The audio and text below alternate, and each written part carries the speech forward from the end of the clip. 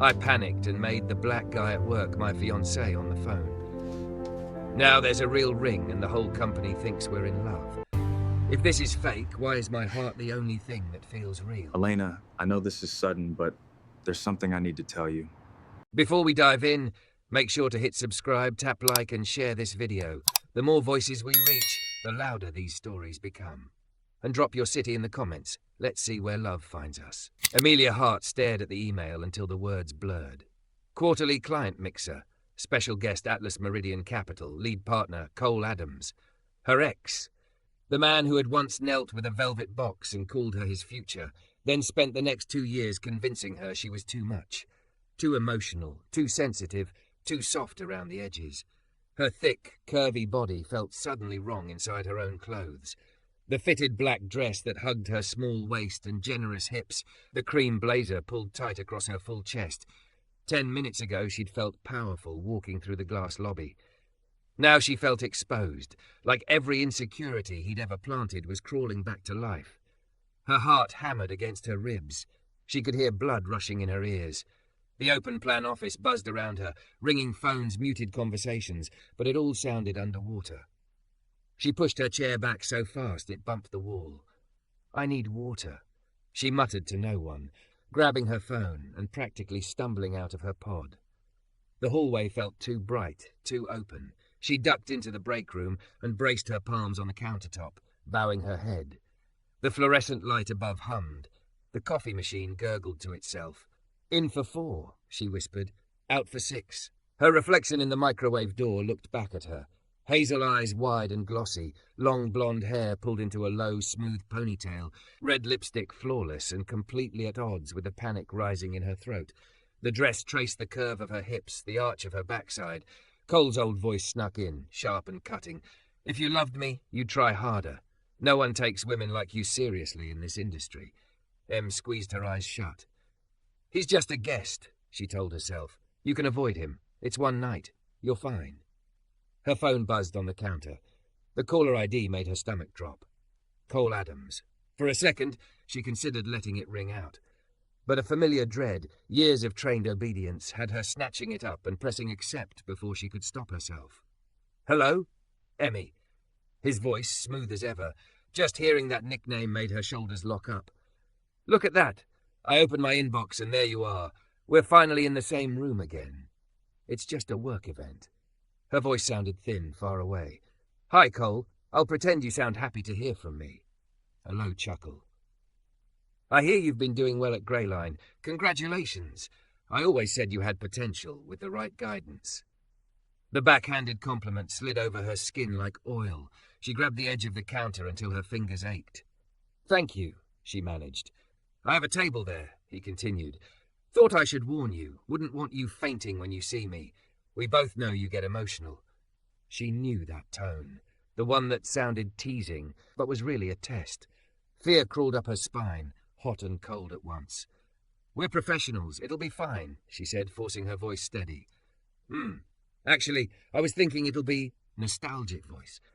"We never really got closure after you walked out, Emmy. No goodbye, no ring returned. Maybe this is the universe giving us a chance to talk." Her chest squeezed. She pictured him at that gala, closing in, talking circles around her, until she doubted her own memory of what he'd done, of how small she'd become with him. "I'm not interested in revisiting the past," she said. Her hand trembled so hard she had to grip the phone in both. "Come now." She could hear his smile. "Whatever phase you're in right now, we both know you're not over me. You never even. I'm engaged." The words came out of her mouth before her brain caught up. Silence crashed down the line. Emilia froze. Her mind scrambled, replaying what she'd just said, the syllables detonating like fireworks in her own ears. Cole's voice sharpened. "You're what? Engaged? To who?" Her brain screamed. "You absolute idiot, you're not." Her gaze flicked up wildly, searching as if an answer might be written on the vending machine. The break room door slid open with a soft click. Jordan Cole stepped inside.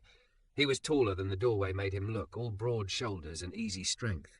Dark brown skin, close-cropped hair, neatly lined beard, framing a mouth that always seemed to hover between a smirk and something softer. His rolled-up white shirt sleeve showed strong forearms, a thin black bracelet around one wrist, lanyard hanging loose against his chest. Their eyes met. His easy smile faded as he registered her expression. "Em," he asked quietly. Cole's voice crackled through the line, suddenly suspicious. "Engaged to who?" Emilia's pulse roared. Jordan took a step closer, brow furrowing, his gaze darting to the phone, then back to her face. She could feel herself teetering on a ledge. If she backed off now, Cole would double down. Press, push, corner. Her mouth made the decision for her. "To Jordan," she said. "Jordan Cole. My co-worker. We got engaged last month."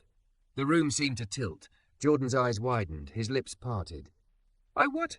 She shook her head minutely at him, plea written all over her face. On the phone, Cole laughed, but there was an edge she recognized. Injured pride. "A black guy," he said, the words heavy with a disgust he didn't quite bother to hide. "Of course, you always did love a project." Shame and fury hit her at the same time, hot enough to make her dizzy. "We're done here, Cole," she snapped, her voice trembling. "We'll be at the mixer as a couple. Don't come near me." She hung up on him. For a moment, the only sound in the break room was the buzz of the fridge and the ragged drag of her own breathing. Jordan set his coffee down slowly. "You want to tell me," he said carefully, "why your toxic ex just found out I'm supposedly your fiancé?" The dam that had been holding everything in all morning cracked. "I'm sorry," she blurted. "I panicked. He's going to be at the mixer, and he was already talking like he owns the place, and I just—" Her chest hitched. "He's not a good man, Jordan." He watched her quietly, arms folding across his chest, biceps straining his shirt in a way she would have normally tried not to notice. Now she was too busy trying not to fall apart. "You looked like you were about to pass out when I walked in," he said, "so I believe you." Her eyes burned. She stared at the floor, at the scuffed tile around his polished shoes, at the way his stance took up space without crowding her. Solid. Grounded. "I know this is insane." She dragged a hand over her face. "I shouldn't have said your name. I wasn't thinking. He used to tell me no one else would ever want me, that I was too much, too loud, too curvy, that I should be grateful he tolerated me." Her throat tightened around the words. "He'll think I'm lying. He'll try to prove it." Jordan's jaw ticked, a small muscle jumping near his ear. "Emilia." His voice dropped, gentler now. "Look at me."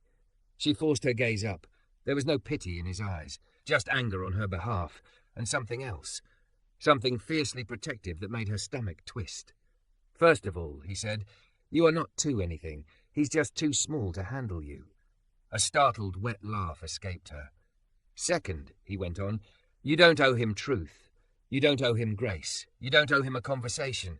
If you said you're engaged to get him off your back, that's self-defense. It also makes you collateral damage," she whispered. "And he can make things ugly. You don't." The door swung open again. Two co-workers stepped in, whispering loudly. "Did you hear?" one of them said. "Emilia's engaged. To Jordan. I just saw an email from Cole Adams to Marcus congratulating her and asking for a +1 confirmation. It's all over the partner chat." Emilia's head snapped toward them. "What?" They both froze, eyes flicking between her and Jordan, taking in the distance between them, the coffee cups, the tension. "Oh my God, we're interrupting," the other one said, flushing. "Congrats, you two. Seriously. You're like a power couple. We'll, give you privacy." They backed out as quickly as they'd entered. Emilia turned back to Jordan, horror blooming. "See?" she whispered. "It's already out. He's spreading it." Jordan exhaled slowly, a long breath that seemed to steady them both. "Well," he said, rubbing a hand over his jaw, "looks like your lie just got promoted to company gossip, and I really hate leaving a story in other people's mouths." Her heart pounded. "What are you saying?" He studied her for a long moment, his gaze searching her face, reading more than she wanted anyone to see. The hurt, the fear, the part of her that still believed Cole might be right about her. Jordan stepped closer, not crowding, but enough that she could feel his warmth. His voice dropped. "I'm saying," he murmured, "if you need someone to stand next to you and pretend this is real so that man doesn't get within 10 feet of you, I can do that." Her lips parted. You'd pretend to be my fiancé?" "For the mixer," he said, "for as long as this takes to make him back off. But if we do this, Em, we do it properly. We don't half-ass it and let him smell fear. We set boundaries. We plan. You don't go anywhere alone that night." Her eyes stung again, but for a different reason. "Why would you do that for me?" she whispered. He hesitated, then shrugged one shoulder, a small smile tugging at his mouth. "Because you're my friend," he said simply. "Because I don't like bullies. And because—" His gaze dropped briefly, tracing the line of her waist, the way her dress hugged the soft curve of her hip, before returning to her eyes with a hint of warmth she wasn't used to.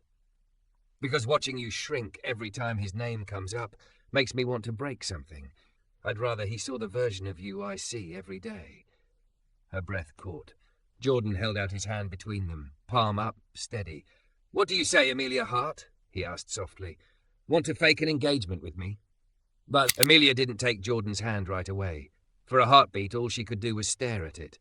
Broad palm, long fingers, a faint scar along one knuckle, held out between them like a bridge she was afraid to cross. Her chest rose and fell too fast. "If we do this," she said quietly, "there's no going back, you know. People already think it's real." Jordan's mouth tipped into a wry half-smile. "Pretty sure that ship sailed the second your ex-mass broadcast your engagement to the partners." She huffed out a shaky laugh. "He always did like to control the narrative." "Then let's steal it back," Jordan said. "Together." The word together sent a shiver through her. She looked up into his eyes, the warmth there steadying her more than any breathing exercise. Slowly, Emilia slid her hand into his. His grip was firm but gentle, thumb brushing once across her knuckles in a grounding, careful touch. "Okay," she whispered. "Fiancé." His eyes darkened at the word, just for a second, like it landed somewhere deeper than pretend. Then he gave her fingers a soft squeeze and let go. "First order of business," he said, slipping into that calm, practical tone he used in crisis meetings. "Ground rules. We keep you safe. We keep this believable. And we don't let him bait you into private conversations." She nodded, already feeling slightly more anchored just hearing him take charge. "No being alone with him," Jordan continued. "If he corners you, you come find me, or I come find you. We talk through how we met, how long we've been dating, and who knows what. We need a story we both can tell half asleep." And her cheeks flushed. "We'll have to touch." His gaze swept her face, searching. "What level of touch feels safe to you?" he asked softly. "You're in control here, Em. Not him. Not me. You." The words hit something raw and tender inside her. She wasn't used to being asked. "I can handle holding hands," she said slowly. "And, maybe your arm around me, in public." Her voice shrank on the last part. He'd grab my wrist if I said something he didn't like, smiled while he did it so no one would think anything was wrong. Jordan's jaw clenched, his eyes flashing. "Okay," he said, voice low. "So we make it very clear that any hand on you is because you want it there, not because someone's pinning you." Her throat tightened. "You say that like it's easy." "I say that like it's non-negotiable," he replied. "If you ever feel uncomfortable with anything we're doing, you say red light. That's our stop word. No questions, no arguments. We pull back. We reassess." "Red light," she repeated. The simple structure of it soothed her. "Okay." He nodded once. "Good. Now the second order of business." He glanced at her bare left hand and lifted a brow. "You can't show up to a high-profile mixer with a fake fiancé and no ring, Emilia. Even your ex isn't that stupid." Her stomach swooped. "I still have the old one," she blurted, then immediately regretted it. Shame crawled up her neck. I shoved it in a drawer. I couldn't quite get rid of it." Jordan's expression softened, but he shook his head. "Yeah, we're not putting that thing back on your finger.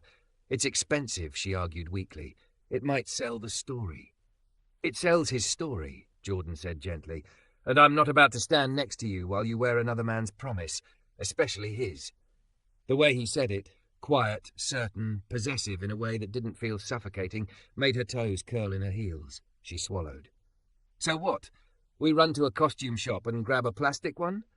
He grinned, a flash of white teeth that momentarily lit the whole room. "You really think I'm a costume shop type of fiancé?" Heat prickled the back of her neck. "Come on," he said, scooping up his coffee. "You free after work?" Yes. My calendar's clear." "Good. There's a small jeweler 2 blocks down. Family-owned. My sister used them for her vow renewal. We'll find something that looks believable and doesn't make you want to throw up every time you see it." The sky was painted in dusky pinks and purples by the time they stepped out of the office. The polished glass of Greyline's building reflected the clouds like a tinted mirror. Emilia hugged her blazer tighter around her, the evening breeze licking at her bare legs where her dress ended mid-thigh. Walking beside Jordan, she felt aware of every part of herself, her soft stomach, rounded hips, the way her curves moved when she walked. With Cole, that awareness had always been edged with shame, as if her body were an inconvenience. Next to Jordan, it felt different, like she took up space, and he simply adjusted his stride to match hers. They didn't talk much on the way, but the quiet between them wasn't heavy. Every so often his hand would brush her lower back briefly, guiding her away from someone barreling down the sidewalk, protective without clutching. The jewellery shop was small, nestled between a florist and a bakery, windows filled with warm light and tasteful displays. A bell chimed as they stepped inside, and the scent of polished wood and metal greeted them. "Welcome," an older woman called, emerging from behind the counter. Her silver-streaked hair was pulled into a neat bun, eyes kind. They flicked from Emilia's flushed face to Jordan at her side, then down to Emilia's bare left hand. "Oh," she said, and smiled knowingly. "Shopping for something special?" Emilia opened her mouth, panic flaring, but Jordan's hand touched the small of her back, gentle reassurance. "Yes, ma'am," he said. "We, need an engagement ring." The word fell into the air between them. Engagement. The owner's smile widened. "Congratulations. Let's get you two set up." She led them to a glass case and began laying out trays. Emilia's heart pulsed in her ears. The last time she'd done this, Cole had dominated every conversation, every choice. Not that style. Too flashy. That setting makes your fingers look short. Maybe something simpler so people don't notice your hands as much. Now, the owner turned to her first. "What do you like, dear?" Emilia's throat tightened. She glanced down at the rings, all sparkling under the soft lights. "I don't know." "You've got time," the woman said kindly. "Start with what you don't like." No one had ever asked her that before. She took a breath. "Not tiny," she heard herself saying. "If we're going to pretend we did this, I want it to look like someone who actually sees me chose it, not like I begged for crumbs." Jordan made a low sound that might have been a laugh or a vow. "Got it," the owner said briskly. Bold, not blinding. Something that honors, not hides. She glanced at Emilia's hands. Gold or silver? Em looked at her own skin tone, then at Jordan's deep brown hand resting on the glass case. "Gold," she decided. "Warm." The woman nodded approvingly and pulled out a new tray. This time when she opened it, something inside Emilia eased. The rings soft, rounded bands, oval stones, settings that seemed to cradle rather than claw. One in particular caught her eye. A marquise-cut diamond set sideways on a slim gold band, small leaves of gold arching around it like it was nestled in a tiny branch. Her fingers hovered over it. Jordan noticed. "That one?" he asked quietly. She nodded, afraid to touch it. The owner lifted it carefully and held it out. "Try it on." Emilia extended her hand, suddenly shy. Her fingers trembled. Before she could fumble, Jordan's hand came up, palm steady, as he took the ring from the woman. "May I?" he asked, looking straight at her. The room seemed to shrink until it was just the two of them and the soft hum of the lights. "Yes," she breathed. He took her left hand in both of his, big fingers cradling her smaller ones. His touch was warm, careful, reverent in a way that made her eyes sting. He slid the ring onto her finger slowly, the gold band gliding over her knuckle until it settled snugly at the base. The fit was perfect. A shock went through her, visceral and immediate, as if something had clicked into place that had nothing to do with metal. Jordan's gaze stayed on her hand for a beat, thumb brushing lightly over the ring. Then he lifted his eyes to hers. There was something unguarded there now, a softness he usually kept wrapped in humour. "It suits you," he said, voice low. She looked down at her finger. The diamond caught the light, sending a small starburst across the glass case. It didn't feel like a prop. It felt like a promise she didn't dare name. Her heart thudded unevenly. "We're going to give it back after the mixer," she told herself out loud, more to break the spell than anything. The owner chuckled. "You're welcome to think that," she said gently. "A lot of couples tell themselves the same thing. Very few of them return the ring." Emilia's cheeks flamed. "We're just complicated," Jordan cut in smoothly. "But she deserves something that doesn't come with strings attached to the past." The older woman studied them both, something sharp and knowing in her gaze, then nodded. Then don't buy history, she said. Buy possibility. They left the shop with a small velvet box in a white paper bag and Emilia's finger feeling strangely naked without the ring, which they'd tucked away for now. Outside, the city lights were fully awake. Traffic grumbled. Somewhere, someone laughed. Emilia hugged the bag to her chest. That was, she searched for the right word, a lot. Jordan shoved his hands in his pockets, falling into step beside her. You okay? She considered. Part of me wants to throw up, she admitted. Part of me wants to stare at this ring forever. And part of me keeps thinking about how his voice sounded when he said black guy like it was an insult. Jordan's jaw tightened. Yeah, he said quietly. I caught that. I should have hung up sooner, she muttered. I should have. He interrupted. He's not just your ex. He's a racist control freak with a fragile ego and a god complex. The fact that you walked away at all is a miracle. Don't should yourself to death for surviving him. Her throat thickened. You know this puts you in his line of fire too, right? Men like him, they come after what they think they own. And they really don't like black men standing where they believe they should be. I know, Jordan said. I don't take that lightly. But I also don't like the idea of you walking into that mixer alone, letting him rewrite your story in front of everyone. They stopped at the corner, waiting for the light to change. The glow from a nearby storefront painted his features in gold and shadow, making the lines of his face look carved and certain. Maybe this is stupid, she whispered. Maybe we're poking a hornet's nest. Maybe, he allowed. Then his eyes softened. Or maybe we're finally showing him he doesn't get to be the center of your universe anymore. The pedestrian signal changed. They stepped off the curb together. Besides, he added, lips quirking, I've seen you in board meetings, Emilia Hart. You go in there with your head up and that ring on, and the only thing he's going to see is a woman he lost and can't get back. Her hand drifted to the bag at her chest, fingers pressing over the shape of the box, as if she could feel the ring through cardboard and air. For the first time since the email had landed in her inbox, the thought of the mixer didn't make her want to disappear. It made her want to be seen. Okay, she said, exhaling. Tomorrow at lunch we plan our story. Where we met when you proposed. What my favourite thing about you is. Jordan laughed, low and warm. Only one favourite thing? That's going to be tough for you. She rolled her eyes, but couldn't stop the smile that tugged at her lips. As they walked back toward the subway, shoulder to shoulder, her mind should have been full of logistics and lies. Instead, every time she pictured slipping that ring onto her finger again, one stubborn thought kept echoing in the back of her chest. What if this is the first fake thing in my life that feels dangerously, impossibly real? The night of the mixer arrived faster than Emilia thought possible. By 6 p.m., Grey Line's top floor had transformed into a world of soft jazz, city lights and expensive cologne. Floor-to-ceiling windows framed the skyline like a painting, and waiters slipped through clusters of suits with trays of champagne. In the women's restroom, Emilia gripped the marble counter and forced herself to breathe.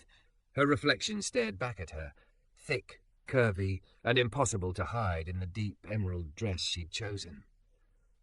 It hugged her small waist, skimmed over the swell of her hips, dipped just enough at the neckline that her full chest was undeniably there. She'd left her long blonde hair down in loose waves, red lipstick precise, hazel eyes lined just enough to look like she'd slept more than she had. Her left hand trembled as she lifted it. The ring glinted under the vanity lights, marquise diamond on a gold band, caught in a crown of tiny leaves. She'd slipped it on at home that evening, alone in her bedroom, heart pounding as the metal slid into place. It sat there now like it had always belonged. It's temporary, she reminded herself. It's a shield. Her phone buzzed. Jordan, outside the ballroom. You ready, Hart? She closed her eyes for a second, then typed back. Emilia, no. But come get me anyway. He was waiting right where he said he'd be, leaning against a column near the entrance. Black suit fitting him like it had been tailored with sinful attention to detail. White shirt open at the throat, tie loosened just enough to soften the formality. His dark skin glowed warm under the chandelier, and when he saw her, his posture straightened as if someone had just punched the air out of him. Em, he breathed. Wow. Heat rushed up her neck. Is that a good wow or a wow we need to turn around? Very good, he said, eyes sweeping down her body and back up with open appreciation that didn't feel greedy, just awed. If I were your fake ex, I would be regretting every life choice right now. She snorted, the sound surprising her. You are not allowed to be funnier than me on my anxiety night. Noted, his gaze dropped to her hand. Can I see? She held it out. He took her fingers gently, turning her hand so the ring caught the light. The sight of his big hand cradling hers sent a flutter low in her stomach. You okay wearing it? He asked quietly. She swallowed. It doesn't feel like his voice is in my head when I look at it. That's new. Jordan's thumb brushed once over the base of her finger in a soft, careful stroke. Good. Tonight, this ring answers to you, not to him. Her chest squeezed. And you? Still on board with being my fake fiancé? He gave her that half smile she was starting to look for. Ask me again after I get to introduce myself as the man who gets to go home with you. Her heart did a stupid, hopeful flip. Okay, she whispered. He lifted their joined hands and placed them fingers interlaced against his chest. His heartbeat thudded steady under her palm. What's our word? He asked. Red light, she replied automatically. And if you say it? We stop. We step away, no questions. Good. He squeezed her hand. Ready? No, she said again, but I trust you. Something flickered in his eyes at that word. He lifted their hands and pressed a quick, warm kiss to the back of hers, now ring and all. Then we've already won more than he ever will, Jordan murmured. The ballroom smelled like money and polished wood. Partners clustered in groups, laughing too loudly. Clients circulated with practiced charm. Emilia felt eyes on them almost immediately. Curious, appraising, surprised. Word had clearly spread. Jordan's hand rested at the small of her back, warm and steady. Not gripping, not steering, just there, an anchor. Smile if you can, he murmured near her ear as they stepped deeper into the room. Not for him. For you. For the fact that you walked in here anyway. She did. It trembled at first, then settled. Emilia. Marcus, one of the senior partners, spotted them and beelined over, martini in hand. And Jordan, so it's true. Emilia's shoulders tensed, but Jordan only tightened his fingers lightly at her waist. Depends what you've heard, he said easily. That you two have been hiding an office romance from us. Marcus grinned. Congratulations. You clean up well, Cole. Thanks, Jordan said. I like to rise to the occasion. Marcus glanced at their joined hands, eyes snagging on the ring. Beautiful, he said. How'd he propose, Em? They had rehearsed this. Badly, she said, smile warming with real amusement as she slipped into the lie they'd built together. At least at first, he tried to do this big speech on our lunch break and kept losing his words, so he just handed me the box and said, Please say yes before I pass out. Marcus laughed. Sounds about right. Jordan huffed, giving an exaggerated wince. I maintain I was very suave. You almost dropped the ring in your salad, Emilia said. The people around them chuckled. More importantly, they relaxed. The story nestled into the social fabric of the room, becoming something everyone accepted as fact. For the next half hour, it was almost easy. They moved through the crowd together, answering harmless questions, building their shared history on the fly. When someone reached out to hug her, Jordan's hand slid subtly to her side, hovering just behind her, creating a buffer she hadn't realized she needed. When she stumbled over a name, he jumped in smoothly. When she laughed, he laughed with her like he was cataloguing every sound. And then the air changed. She felt him before she saw him. Cole Adams's presence slid over the room like a shadow, voices tightening, a certain hungry, performative laughter rising above the rest. Emilia's skin prickled. She followed the shift in energy and saw him across the room, near the bar. He was exactly as she remembered. Tall, perfectly groomed, dark hair artfully styled, suit cut to flatter his lean frame. His smile was a weapon. The woman on his arm was polished and slim, dress a sleek column. He was saying something to a small cluster of executives, one hand gesturing broadly, ring glinting on his own finger. His gaze lifted, found her. For a split second, her breath stopped. Jordan's thumb stroked her side once. Got you, he murmured, so low only she could hear. Cole excused himself with that easy charm and walked toward them. The crowd parted like it had been trained to. Every step he took brought the past closer. Emilia straightened her spine. When he reached them, his eyes flicked from her dress to her ring to Jordan's hand at her waist. Something sharp flashed through them, gone almost before she could name it. "Emmy," he said, voice smooth as glass. "You look different." "She looks incredible," Jordan said calmly. "Evening. I'm Jordan Cole." Cole took him in fully for the first time. The pause was barely a second, but Emilia saw the calculation. The narrowing. The resentment at seeing a tall, broad black man occupying a space he had once claimed. "Cole Adams," he replied, shaking Jordan's hand with slightly too much pressure. "I've heard your name. IT, right? Data?" "Systems analyst," Jordan said, and Fee said it with easy ownership, like it was the most natural word in the world. Cole's gaze slid to Emilia's ring again. "Yes, I heard the news." His smile didn't reach his eyes. Quite sudden. Em crossed her arms lightly, letting her ring catch the light on purpose. "Sometimes people know what they want," she said, "and don't feel the need to drag it out for years." A murmur went through the people within earshot. Cole's jaw flexed just once. "I'm happy for you," he said. "Truly. I suppose we all have phases." His glance at Jordan was cool, dismissive. "Some more experimental than others." Emilia felt anger spark in her chest. She opened her mouth, but Jordan squeezed her side once, a question. "You mean dating someone who respects her?" Jordan said mildly. "Yeah. Wild concept." Cole's smile thinned. "I meant no offense." "You did," Emilia said before she could stop herself. Her voice was steady to her own surprise. "You just expected me to smooth it over for you, like I always did." His attention snapped to her, irritation flaring. "Can we talk somewhere private?" He said low. "We never got closure, Emmy. You owe me at least." "Red light," she said. Jordan shifted immediately, stepping half a pace forward so he was slightly between them, still polite but immovable. "You heard her," he said. "She's not going anywhere private with you." Cole stared at them, disbelief and wounded ego warring on his face. "This isn't you," he said to Em, voice tightening. "You're being honest?" She cut in. Her hands shook, but she didn't hide them. "You don't know who I am without you controlling every word I said. I don't owe you closure. I don't owe you a conversation. You lost the right to access my life when you tried to make me doubt my own." Around them, the hum of the room dimmed. People were listening. His nostrils flared. "You're making a scene. I spent 2 years making myself smaller, so your scene looked perfect," she said, heart pounding. "I'm done shrinking." Jordan didn't touch her, but his presence burned at her side, a steady wall. "Walk away, Adams," he said evenly. "There's nothing here for you." Something ugly flickered across Cole's face. "You think this will last?" he sneered, voice dropping. "Emmy always comes crawling back when reality hits. She plays at being strong, then remembers what she—" "Her name is Emilia," Jordan said, tone suddenly steel. "And if your version of reality is her on her knees for your approval, then I'm very glad she left it." A few people actually gasped. Cole's mask finally cracked. "This isn't over," he hissed, but even as he said it, he knew it was a lie. It was written in the way people were looking at him now, with doubt, not admiration.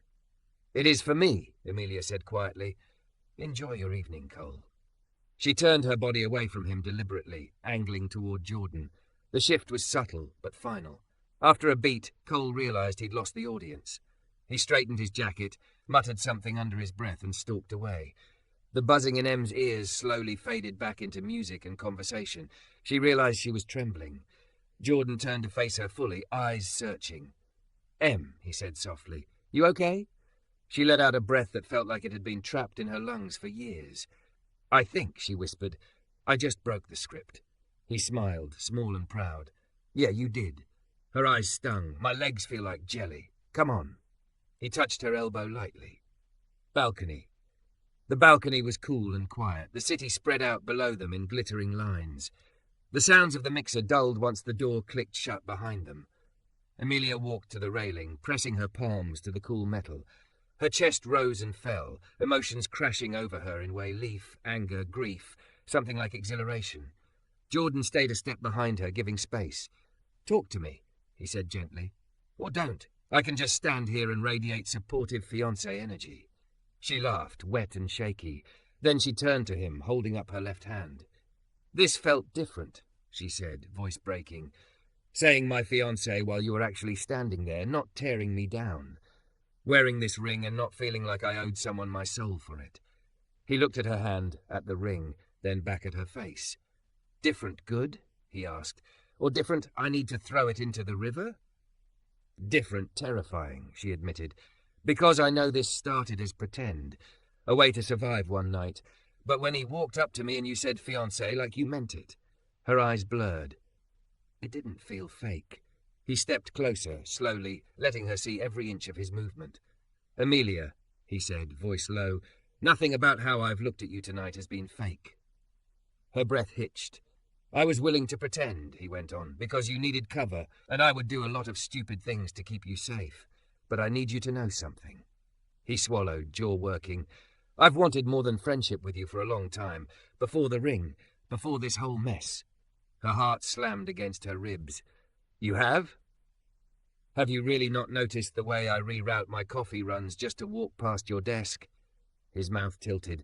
Or that I volunteered for every cross-team project just to sit in your meetings? Jordan, she whispered, stunned. He shrugged, suddenly a little shy.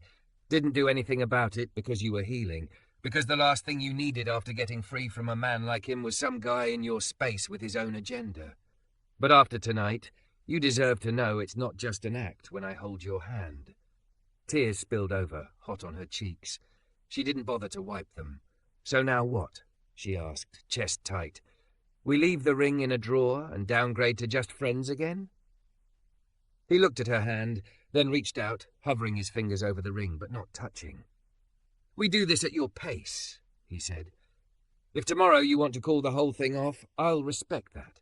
If you want this to stay a story we told to survive one evening, we stay friends and I will never bring it up again. And if I don't, she asked, voice barely audible. His gaze met hers, open and hopeful. Then we start over, for real.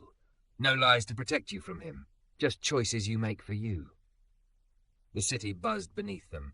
Inside the ballroom, someone laughed too loudly. Out here, the world felt very small. Just her, him, and the cool night air. Emilia looked down at the ring on her finger. For the first time when she imagined keeping it, she didn't feel a chain tightening around her. She felt roots, a possibility. I don't want to give it back, she said, surprised by the certainty in her own voice. Jordan's breath caught. The ring? The chance, she said. You. She took a shaky step closer until they were almost chest to chest. She had to tip her head back to meet his eyes. I'm still angry and messy and scared. I'm not over everything he did to me, but when he looked at me tonight, I didn't disappear. Because you were there. And because for once I believed I deserved better. You do, he said hoarsely. You always have. She lifted her left hand between them, the diamond catching a stray city light. Then maybe, she whispered, we don't have to pretend this is only about him anymore. He reached up, his fingers brushing her cheek, pausing like always. Hover, ask, place. Is this okay? He asked. Yes, she breathed. His palm settled against her face, thumb catching a tear. His other hand closed gently around hers, thumb circling the base of the ring. Emilia Hart, he murmured, until you tell me otherwise, I'm going to treat this like it's real. Not because he saw it, because you chose me to stand here with you. She couldn't stop the small, shaky laugh that bubbled out. Are we seriously making our fake engagement real on a balcony above a corporate mixer? Seems on brand for us, he said, smiling. She rose on her toes, heart hammering, and pressed her forehead to his. Then at least kiss me so I know what I'm signing up for. His breath stuttered. Yes, ma'am. The kiss was not cinematic fireworks or sweeping orchestra. It was warm and steady, his mouth moving with infinite care, like he didn't want to startle the new thing growing between them. Her hands found his lapels, anchoring herself. His fingers slid around to cup the back of her neck, holding her like something precious. When they broke apart, both breathing a little harder, Emilia rested her head against his chest, listening to his heartbeat. Jordan? She murmured. Yeah? I don't think this ring is fake anymore. He laughed softly, pressing his lips to her hair. Good, he said, because neither are we.